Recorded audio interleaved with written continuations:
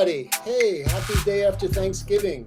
Tonight we wanted to do just something very different. So it's a night of holiday stories, brought to you by our Smartphone Theatre Storytellers.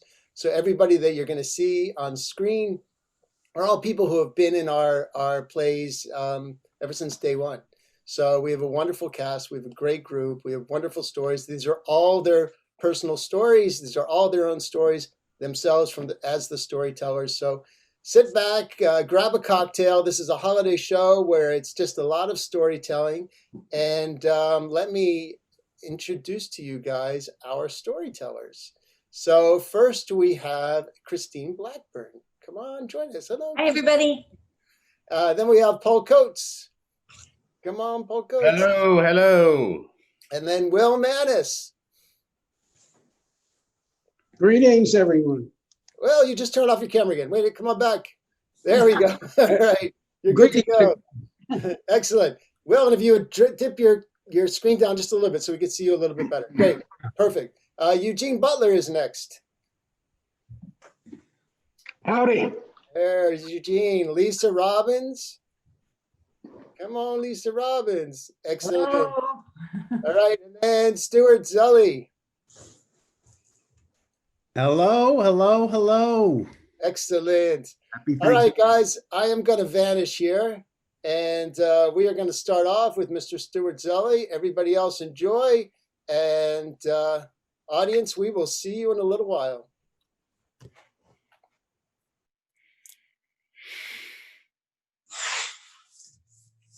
Happy holiday, everybody. My traditional family holiday, Hanukkah, was a wonderful celebration of candle lighting and gift giving for 8 days. The first 4 days were set aside for each of the children to give presents to all the other members of the family. So the first night might be my turn, then the next night would be my sister Barbara's turn, then Robin, then Janet. And on each of the final 4 nights of the holiday, our parents would give their gifts to all of us. Now, to have our goodies spread out over the full 8 days of the holiday was really quite special. We kids got to appreciate the satisfaction of giving and seeing how well the gifts were received on a night when we ourselves didn't get anything. I look back on that tradition gratified that my parents taught us some valuable lessons about the meaning of the holiday. But one year, my sister Barbara and I decided we wanted to have a Christmas tree, even though, of course, we were Jewish. My dad didn't exactly endorse this idea, but he eventually gave in a little and allowed us to have a Hanukkah bush, as it was known in our house, though he steadfastly refused to buy ornaments for it. Not a problem. Our local neighborhood was typical Bronx, populated with Irish bars, penny candy stores, and Jewish delis. But most importantly, for Barbara and I, there were apartment buildings in the area, and each of those 6-story buildings was usually decorated with Christmas trees on display in the lobby. Well, I am now going to make a confession. I'm not really sure how to do it, but here goes. With Barbara keeping an eye out near the front door of the building, I would ever so carefully swipe some tinsel or a ball from the tree, then move on to the next building and do the same. I confess. And as I look back on our scheme, it's pretty clear that stealing Christmas ornaments would be construed as wrong. But on further examination, Your Honor, my sister and I were actually exhibiting a spiritual-minded sense of the holiday. I look out for you, and you look out for me. What can I say? We didn't want to get caught. Though my dad and the rest of the family always wondered how we were able to fully decorate our Hanukkah bush. Were we Meshuggah or what?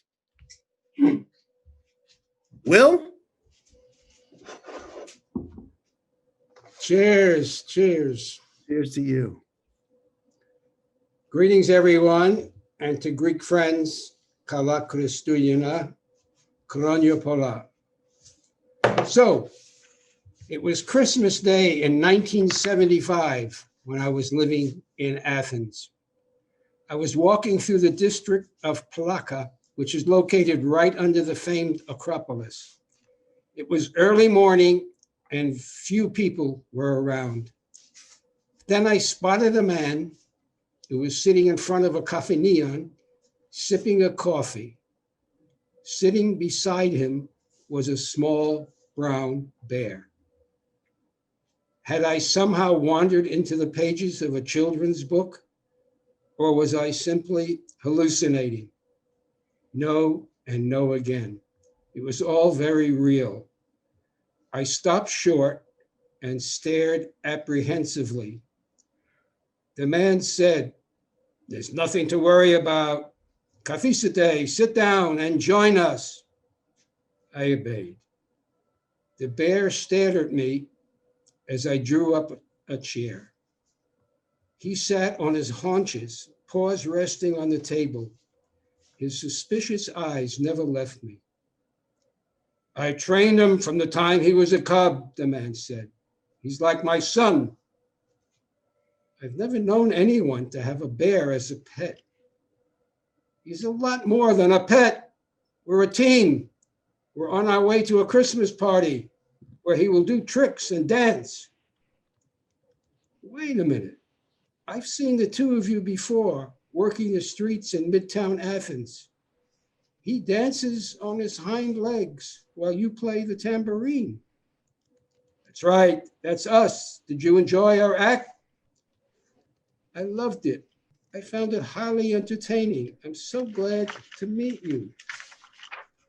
The same here. Would you like to have a coffee? Thank you. While waiting for the coffee to be served, we sat chatting with each other. The bear, still eyeing me, gave a low growl. "Stop that," the man snapped. "He's a friend." The bear obeyed. He turned away, put his face up to the winter sunlight, and closed his eyes. For the first time, he looked relaxed and happy. So yeah, cheers, cheers.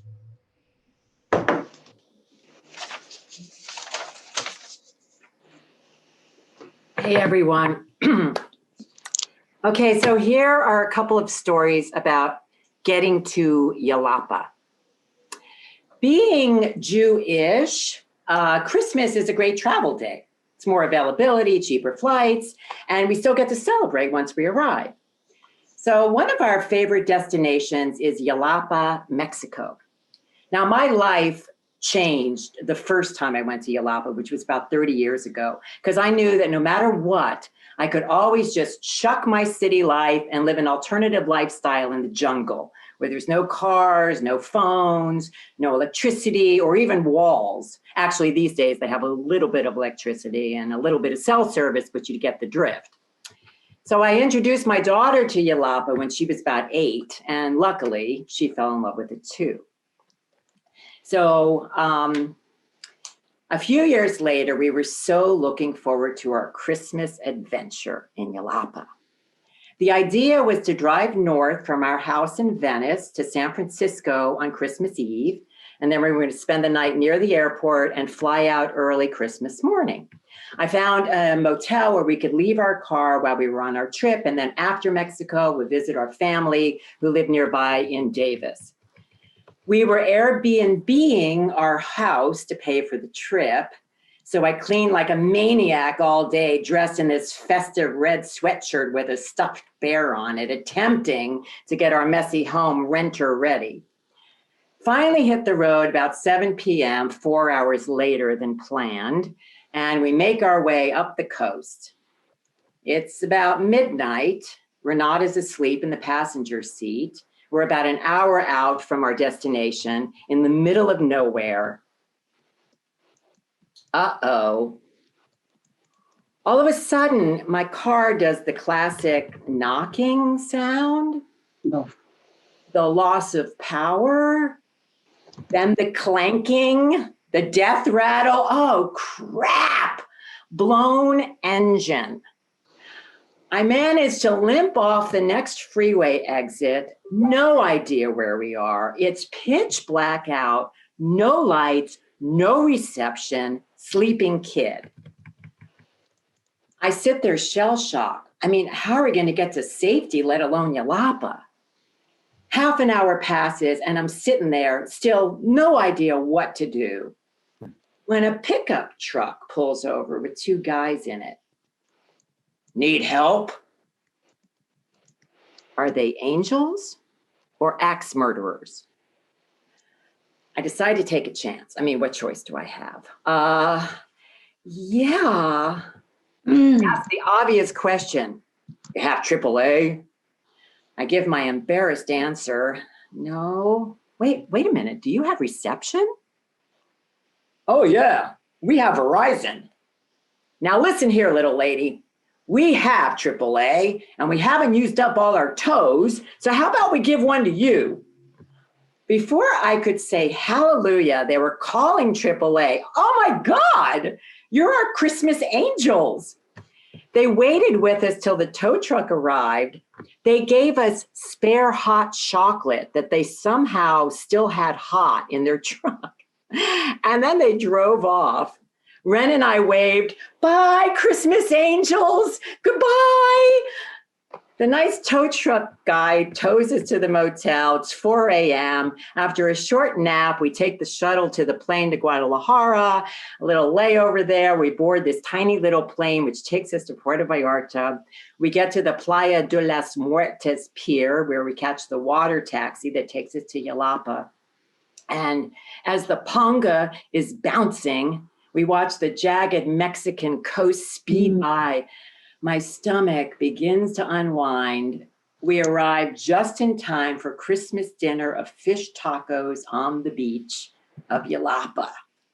Thank you, Christmas angels. All right, now, the very next year, we decide to go to Yalapa on Christmas again. Renata is now 13, and she wants to rendezvous with the cute boy she met on her last visit. And we're also meeting my pal and her son who grew up with my daughter, and we're flying separately because Renata and I are taking the red eye on Christmas Eve to save money. We get to LAX at about 11:30 p.m. We enjoy a smooth flight to Mexico City where we have a 4-hour layover before our early morning flight to Puerto Vallarta.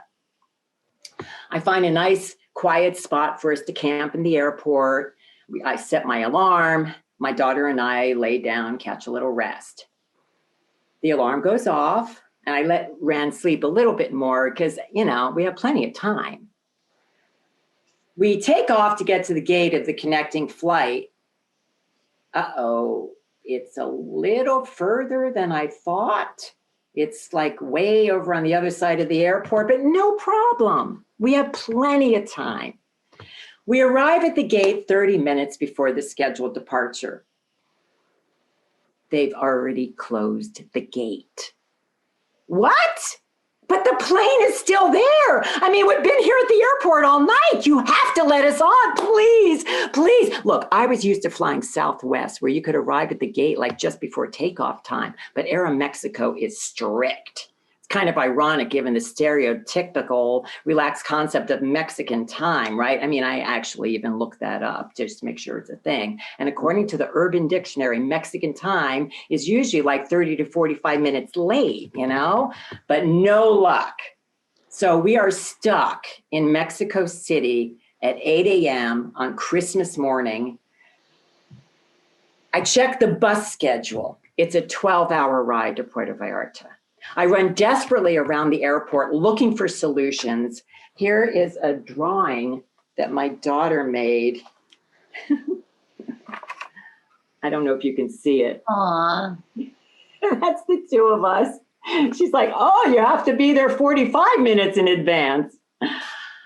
All right. Anyway, we finally book a flight on another airline to Puerto Vallarta.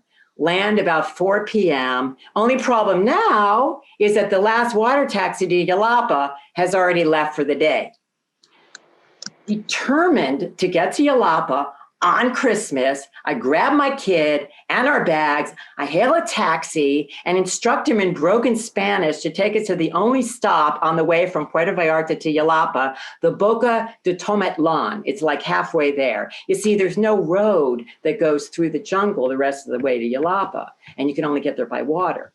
The driver goes so fast, we're like going into the other lane to pass cars, and I'm like terrified that we're gonna fly off the windy road over the cliff and into the water, or collide with oncoming buses. But we arrive in one piece. He drops us off with our heavy suitcases. I overpack, as always. And now we're on this deserted road, which leads down to this tiny little bay as it's getting dark. No scheduled boats going to Yelapa, and no place to stay. I buy a Corona. I ask around, Yelapa? Excuse me, can anybody take us to Yelapa? Young Mexican kid who looks to be about 14 offers us a ride. Now I gotta tell you, the price for the legit water taxi from Puerto Vallarta to Yelapa is 380 pesos round trip per person, which is like 19 bucks. This kid only charged us about 1,600 pesos one way, about 80 bucks, which of course was a great lesson for Renata about supply and demand. 20 minutes later, we're getting off the Panga in Yelapa. We wait for the mule to take us up to our palapa. Our friends have already dined, of course. So as Renata and I cross river to eat our Christmas dinner on the beach alone. I mean, we're the only ones in the restaurant, which consists of a few tables on a concrete slab next to the water. I wonder, was it worth it? As I smell the funky mule poop and hear the stray dogs howl and the wind rustling through the palm trees, feel the warm jungle air on my bare arms, sip my margarita, and watch the moon rise over the bay, we smile. See.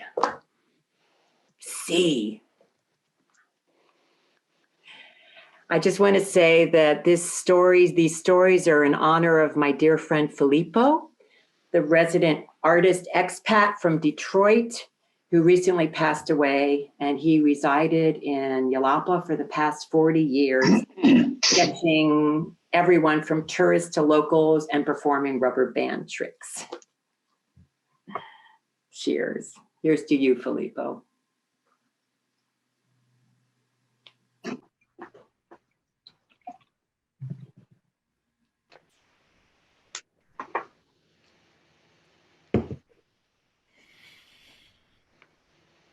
As a child, one Christmas seemed like the next one and the one before it until now. This late in the game, I suppose they were all the same. All warm and happy and filled with laughter and too much turkey. Games, noise, drunk grandparents, toys that were assembled and broke instantly, the flying saucer that hit my sister in the head and then landed in the neighbor's pool, a little toy vacuum that sucked up our hamster. Christmas after Christmas, year after year, was the same, except for one. It was December 23rd, 1972. Dad had died on December 20th, cancer. He was 44, my mom was 38. I was 15, my sister was 10, my brother 8. It likely wasn't going to be the most festive holiday season. My two older brothers were flying into Denver on Christmas Day, and my oldest brother devised a wonderful plan for all of us to escape this tragedy. He would rent us a motorhome, and we would drive to Denver from San Diego and celebrate the holidays, far away from the memories of hospitals and wheelchairs and bandages and monitors and tears. It seemed like a great idea, a Christmas adventure. My brother was in the import business. He imported marijuana from Mexico. Back when marijuana was, well, not what it is today. He was very successful, North San Diego County being the drug capital of the West Coast back then. I think maybe it still is. So we packed up the motorhome and all our Christmas gifts, the food, the winter clothes to play in the snow with, which was magical if you lived in San Diego. It snowed 2 inches one time back in the 60s. I don't remember it. On board was my mom, the pilot, newly widowed, my younger brother, sister, our grandmother, and my second oldest brother's wife, Debbie. Debbie was going to be the co-pilot, and off we went. It was scary and exciting, and most of all, we weren't sitting at home depressed. We were doing something. We were going somewhere we hadn't been. Now, Dad was a Christmas genius. He would remember something you had asked for in March and forgot you even wanted, and then there it would be under the tree. One year, we were in the poorhouse, so to speak. His landscaping jobs were slim. So what did we get? A St. Bernard puppy, mostly St. Bernard. That instantly erased the fact that that was the only thing under the tree. It didn't matter. We had a puppy. Dad would never allow anyone to be at the house on Christmas morning when we were opening the gifts. It was just our immediate family. It was a private, profound moment for him. No one was invited but the 7 of us. And then later in the day, the relatives would arrive for dinner and he would withdraw to his potter's shed out back. I say withdraw, I think it was escape. He turned on classical music and he would disappear in Clay and Mozart. Just outside of Flagstaff, it began to snow. Flagstaff is a town that feels like it's halfway up a great mountain, except there isn't any more mountain. We started screaming with excitement, a white Christmas in our future, in our present, our first ever. Mom carefully pulled the RV over into a rest area for us to spend the night. We had spaghetti and garlic bread on that snowy night off Interstate 40. None of us, except maybe Mom, was thinking of what had happened just 3 days before. And then we went to sleep, softly, quietly, in our moving house, and woke to a pure white winter spectacle, running around in the snow, playing with the dogs, snowballs, wet socks around our hands we used as mittens, toes so cold it felt like they would snap off. Remember, we were beach kids, we were surfer kids, so this was like being on Mars for us. Breakfast was French toast, bacon, hot cocoa, and back on the road. We had to get to Denver, which meant an entire day of driving, and now in the snow. Mom was brave, or appeared to be. As we pulled back out onto the interstate, 30 seconds later, slam, crash, bang. And I am watching my grandmother fly through the motorhome, airborne. She was not hurt. We all shouted. My mom pulled off to the shoulder. We had just been rear-ended by a semi-truck carrying what, I don't know. Crash. The noise, the shuddering stop of the motorhome, followed by this squealing, the screaming, then a loud hiss, all coming from the engine. None of us were hurt, but smoke began to pour into the RV. Mom shouted for all of us to get out fast. We grabbed each other, or grabbed the dogs, my grandmother. We tore out onto the side of the highway, standing in the field, covered in snow. Snow we loved an hour ago and now hated. We looked back on that house on wheels, now smoking and about to burst into flames. It never did. 50 feet back on the highway, the stopped semi-truck and the motorhome's generator in the middle of the road. Our moving house wasn't moving anymore, and our home in San Diego suddenly seemed good again, freezing on the side of the road in a blizzard. The truck driver did everything he could. He hadn't seen us in the snow. Mom was driving perhaps too slowly or too cautiously. He said he would radio for the police for help, and then he was gone. The smoke cleared. We climbed back into the motorhome, freezing and wet, and then it all began to sink in. So we did the right thing. We cried, all of us. All we had wanted was to escape the pain, the excruciating reality that Dad was gone. And here we were on the side of the road in a strange place, wondering what was next. This was long before cell phones, before emails or anything. The police came with a tow truck and towed us to the Flagstaff Dodge dealership, which was closed for the holidays. Mom spent 2 hours trying to reach my brothers with no luck. She spent another hour trying to find us a hotel, a motel, anything. Nothing. No luck. Oh, well, It was just going to have to be Christmas Eve in the deserted Dodge dealership parking lot, the 6 of us and the dogs. We raided the vending machines around the corner next to the phone booth where Mom stood with stacks of quarters. With the generator left out on the side of the road with snow still falling, hateful, evil snow, it began to grow very cold inside the RV. We bundled up, sleeping bags, caps, gloves, all our clothes. And then dinner. Potato chips, bugles, Cokes, and Snickers. My 8-year-old brother proclaimed it's a Christmas feast. We munched quietly, each in our own thoughts, and then we went to bed, cold, cold, colder, till none of us could even begin to fathom sleep. The toilet froze. The water in the sink froze. It was 3 a.m. on Christmas Day. We lay shivering, clacking in the dark. We're almost done. Click the Add Info button and click Add Extension to continue. And softly through the darkness, the new widow, our pilot, our mom, spoke to us. Well, here we are, gang. Things could get better and things could get worse. I know we're cold and scared and pissed off and sad, maybe more sad than anything else. Tomorrow we'll get up, we'll find a hotel somewhere, and we'll get a tree. We'll decorate it, and we'll have a hot meal, and then we'll open presents. Hopefully your brothers will get this message, the one I left, and come and join us. I think they probably will. But even if they don't, we will be there. We'll open our presents, and we'll be together, and we'll get through this. I'm not going to lie, kids. This Christmas is a piece of shit. A dirty trick. But here we are. We're healthy. We are alive. We are alive. I love you. Go to sleep if you can. So now I'm 62. And for a long time, decades, she was right. I remember that Christmas as being a real piece of shit. But that has changed. My family's gone off, all in different directions. We rarely see each other at the holidays anymore. We rarely see each other at all. With our own lives, our own families and commitments. And that's okay. We get it. We understand.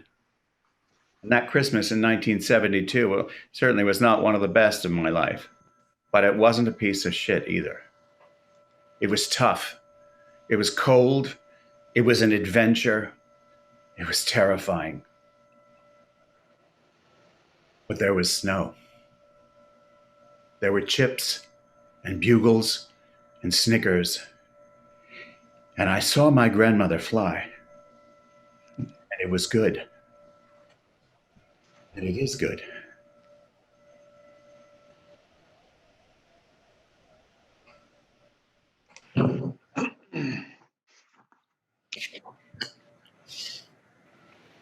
Cheers.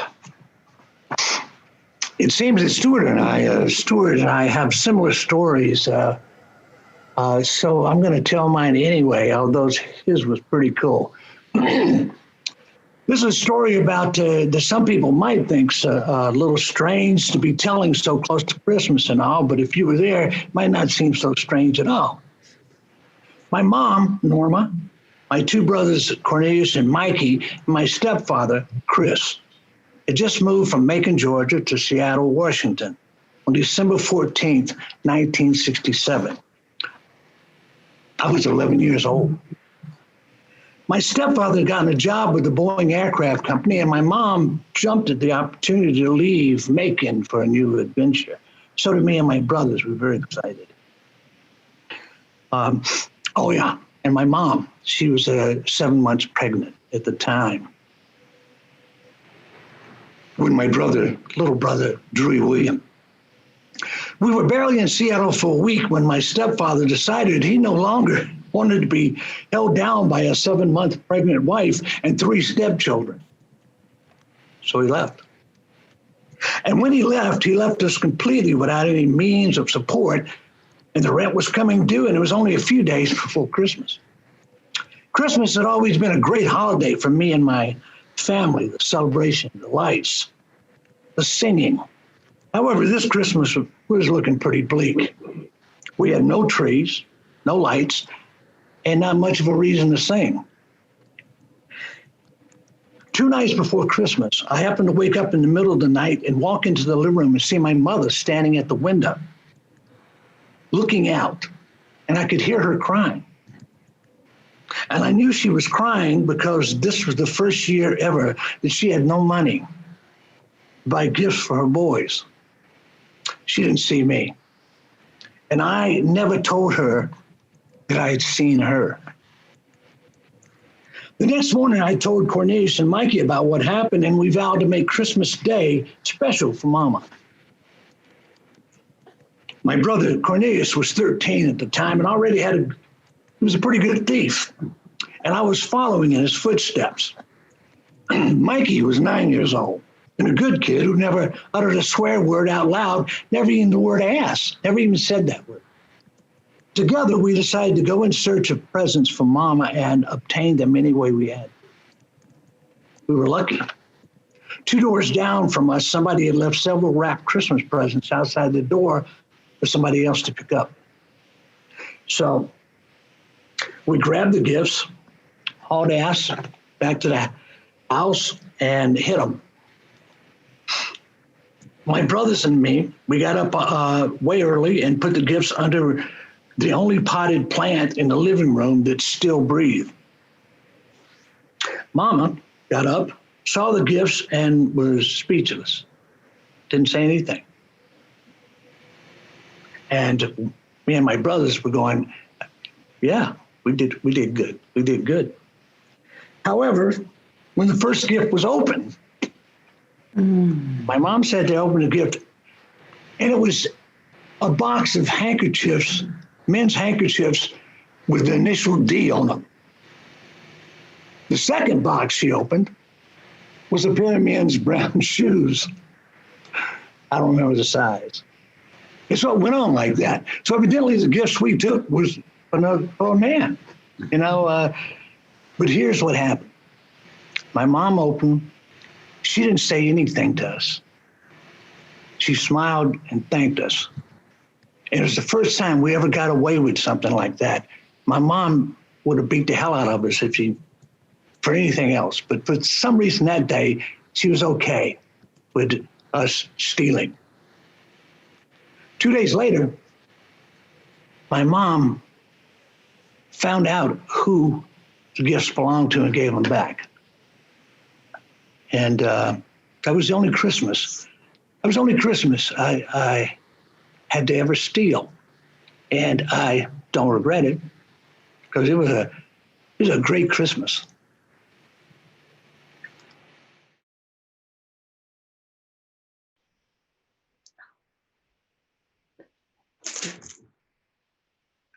What have you guys been drinking? What is in this thing? Come on, I can't be the first one that thought about a spit take. Stewart almost did it. I saw him. Hi, everybody. I grew up in a tiny town north of Pittsburgh, Pennsylvania called Gibsonia. And Gibsonia was a pretty rural place, actually, because there were no streetlights, no sidewalks, very few cars. It was just like yard after yard after yard. And I'm the youngest of 6 children, so I pretty much had to be on fire to get any attention at all. You can imagine. My mother, she was a homemaker. She was a really good homemaker. She actually used to sew our clothes together. Yeah, she would go to the fabric store and get like a simplicity pattern and then come home and cut the cloth and sew and then pin the pattern down and then sew our clothes together. Plus, she also used to like add on to the bottom of my pants, as I got taller. So you could actually tell how old I was by counting the rings around my pants. But she was amazing. And we always used to joke that, my mother could feed 6 kids and her husband with a box of noodles, a can of tomato paste, and duct tape. Now, my father, that's a different story. My father was an accountant. He was a reluctant accountant. He much would have rather been like his hero, Johnny Carson, on stage.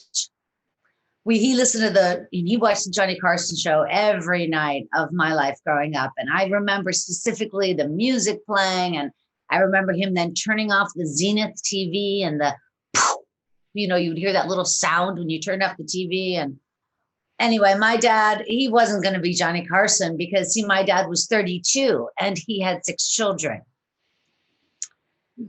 My dad was pretty desperate to be alone a lot. So he spent a lot of time outside shoveling snow, and it was Pittsburgh in the winter, or he'd be outside raking leaves. He always seemed to be outside and apart from the family. There weren't many rules growing up. I mean, my dad had some rules, like we had to be absolutely quiet in the car because my dad said he had to hear the engine. He was desperate for peace and quiet. He also had a rule that we had to put our shoes away as soon as we came in the door and put them down. Like we had to pick them up and put them away. And we only each had 3 pairs of shoes. I had school shoes, church shoes, and play shoes. But when when you got home, you got to put them away. Or my dad, he'd throw them in the yard.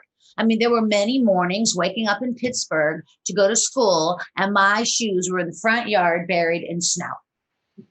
But the one big rule in my house was that under no circumstance could you ride double on your bicycle. And that was weird because we only had 3 bikes and there were 6 kids, and that would have been logical, One of the bikes was my brother's Tiger bike that he got for Christmas. And it was so cool because it had this banana seat with like a tiger stripe on it. And then it had these big sissy bar handlebars with tigers' heads on the ends. But the Tiger bike didn't have good brakes. But anyway, nonetheless, we had 3 bikes, 6 kids, and we were not allowed to ride double because my father, when he was 12 years old, he was riding double on his friend's bike on the handlebars, and they were going down a hill and they wiped out. And my father landed hard on his arm. And when he got out, his elbow was sticking out of his arm. It was a compound fracture. They never said it correctly. So my father spent his entire life with his arm like this, like backwards. And people would say, Jack, turn your arm around for the picture. And he'd say, it is back. The arm was almost like a constant reminder, never ride double on your bike. Well, one day, shortly after Christmas, I was outside riding bikes with my friend Lori Fenningworth. She was a classmate, and Lori had this incredibly cool 10-speed bike. It was metallic blue. It was a Schwinn. Like, I coveted that bike. And I was on my brother's, that shitty Tiger bike with barely any brakes at all. So I got the Tiger bike. Lori's got the Schwinn 10-speed, and we're cruising around the neighborhood, and it's great. And then after a little while, this other neighborhood girl came around named Kathy Gumbiner. And Kathy Gumbiner, she didn't have a bike, but she wanted to ride bikes.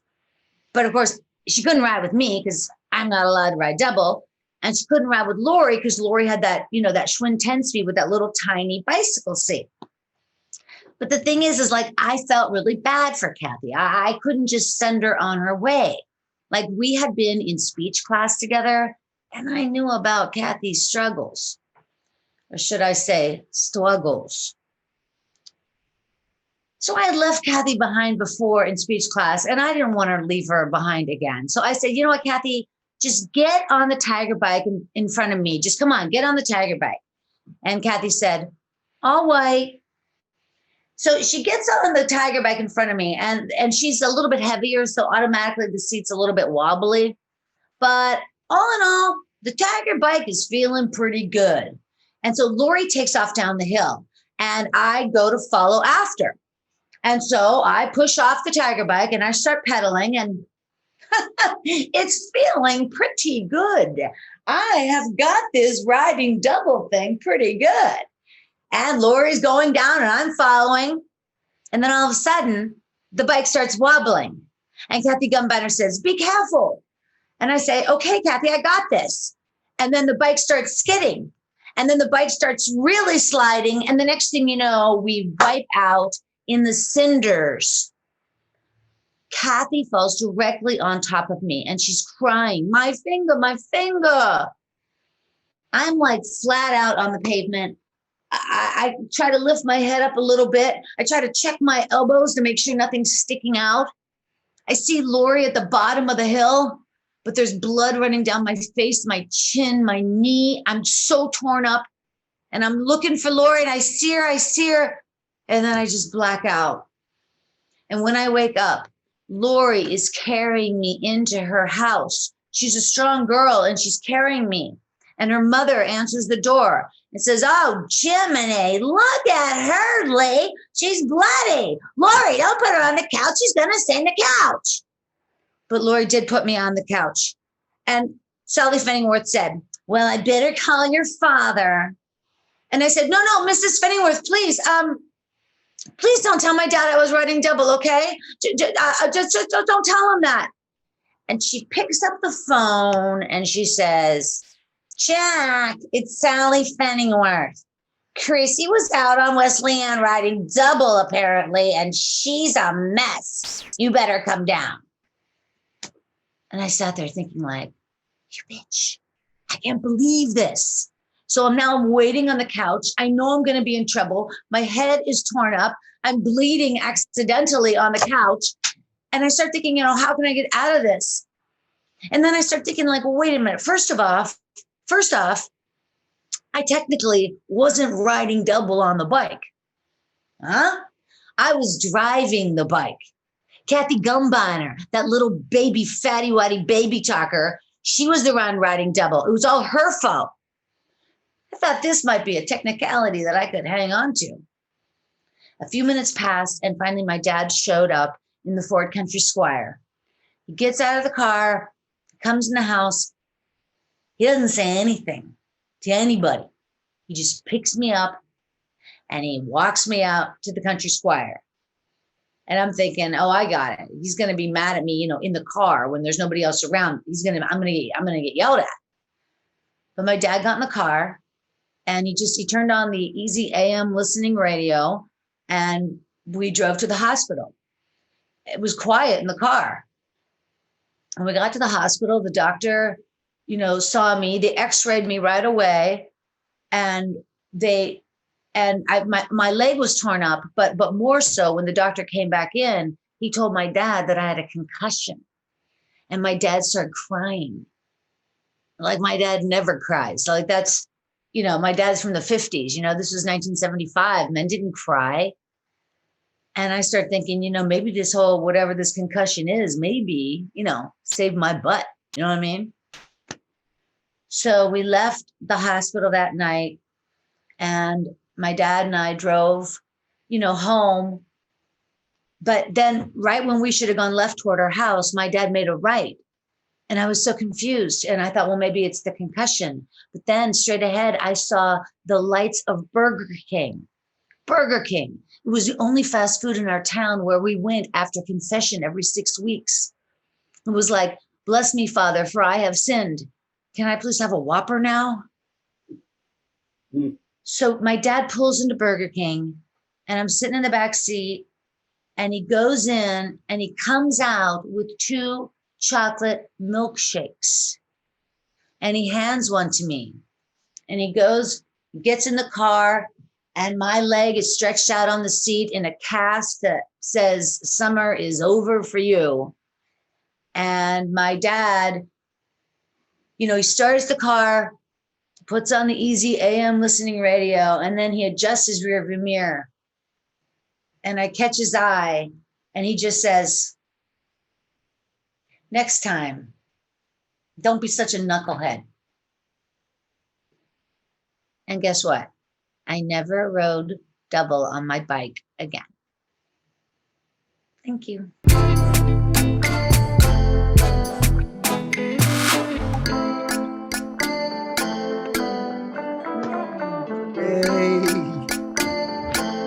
Yay, everybody. That was great. Fantastic. Yes. Yay. Applause. Hello, Ali Pangaro. So glad to see you. You know what? These guys are great. So everybody on screen has been either in one of our plays or as in Will's case and Paul's case, is both written plays. They're both playwrights. And have we done your? Well, Stewart's been in a bunch of plays, and Christine, Eugene has written a bunch of plays. So these are, all of our creators, along with so many people out in the world. So thank you guys for making this an amazing season. Remember, December, we have a really busy December up until Christmas time, when I'm not really sure what we're going to do next, but we'll see. We have a great show next week by Christina Hart. And then after that, we have a show by Tom Baum. So please come back. But we're not saying goodbye just yet. If you have any questions, or I'm actually going to say, if you have a story to share yourself, let me know. Throw up your hands, and let's keep it a quickie, like a short 1-minute story if you like. Dorothy Sinclair, you have your hand up, but it's been up for a really long time, so it may have been a question before. So you tell me. I can certainly allow you to talk if you like. Let me see. So Dorothy Sinclair, your mic is activated if you still have a question. Hello? Can you hear me? Yes. Am I unmuted? No, I was sorry. I was just trying to chat, and I was in the middle of hearing two of my close friends, Willard Manus and Stewart Zully, and I wanted to just compliment them both, tell them how great they looked and sounded, and this has been a terrific show. Thank you. I'll see you again soon, I hope. Oh, thank you. Hey, Dorothy. Thanks for coming in. Thank you. Take care, everybody. Stay Yeah. safe. Stay safe. Happy holidays. You too. Again, if anybody else has any more questions, Christine, how's the healing? So, your dad was backwards, but all your injuries from your bike ride, everything was. Yeah, no, actually though, it was pretty serious, because back then, this is like 1975 or 76, it was a full cast on my leg. I couldn't go swimming all summer. It was like a 5-month thing, and my head was all bashed up, my chin. I still have scars on my elbows. Isn't that funny? So 1976, I was bar mitzvahed in 1976, and has nothing to do with the holidays, but I broke my arm. Like a number of weeks before my bar mitzvah. My mother still holds that over my head. And to this day, I had a cast that went from my fingers up to here. And to this day, this wrist is a little smaller than this wrist. There you go. I had a zipper in my bar mitzvah suit. So oh my gosh. my arm and they were plaster casts as well. They were plaster. Yeah, exactly. They weren't fiberglass. No. Back then it was, you had a serious piece of machinery on your wrist. So we have I was on the edge of my seat. Allie, you're awesome. Rick says, Christine, so touching. I think I'm going to say your dad cried because you were alive and you could have died. Great story. Okay, there we go. I was on the edge of my seat. Steve, wonderful. Thanks all for that. Great stories. Wow. Good one, Stewart. This was wonderful. Tonight was an experiment, and it really worked out. Well, Will, do you know Greek, or is Greek a first language, an early language, or? My wife and I went to Greece on our honeymoon in 1960 and found our way to the island of Rhodes, intending to stay about 3 days. And we ended up staying 30 years there. Oh, wow. I've written a book about it, by the way. It's called This Way to Paradise, Dancing on the Tables. That's amazing. What city, or where were you in Greece? The island of Rhodes, in the village of Lindos. For the entire time? Yes. Okay. Oh, yes. That's beautiful. That's a happening place over there, Will. You know who has a girl named Lindsay Lohan? She has a club now on that island. Yeah, it's a horrible show. I can't watch it. I'm sorry. Oh, I haven't seen it, but I just know that because I visited there a few years ago. It's very beautiful. It is so corny and commercial. And I just can't watch it. I'm sorry. No, but it's just interesting they choose that island. That's cool. Where they shoot that show, by the way, there's a little story too. It's a bay on the island of Rhodes. And one of the big things about Rhodes when we first arrived was the fact that the movie you know, what was the movie? Guns of Navarone, sorry, was shot there. And Anthony Quinn was a star in it. And he talked the governor and then the government in Athens into giving him that cove. He promised to build a think tank and bring intellectuals and artists and all that from around the world.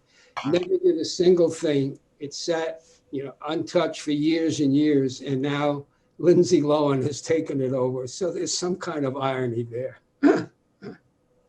Well, Eugene, I'm going to jump to you. I'm really glad you picked up the pen and didn't go into a life of crime. Well, I did actually.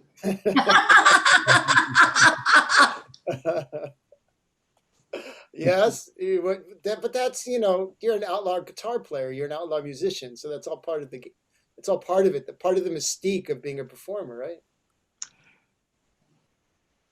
Yes. Yes. All right, Tom Alper. We know Tom Alper says, Christine, are you still friends with those two girls?